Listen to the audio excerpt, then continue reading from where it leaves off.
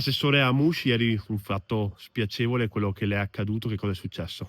Niente, è successo che come tutte le persone che cercano una sistemazione per,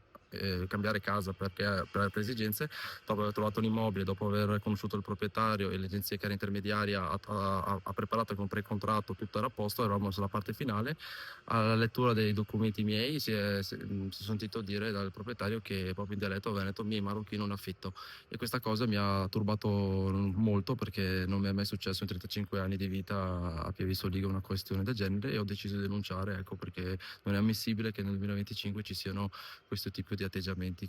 questo per una premessa che ognuno è libero di affittare e fare a chi vuole, ma penso che uno deve anche conoscere prima di giudicare dalla nazionalità o il colore della pelle, ecco. Anche perché lei si è sempre speso per l'integrazione, quindi questo fatto le fa doppiamente male. Assolutamente sì, anche perché mi son sentito anche, per un attimo ho detto: "Forse ho sbagliato qualcosa io in questo percorso, in questi anni,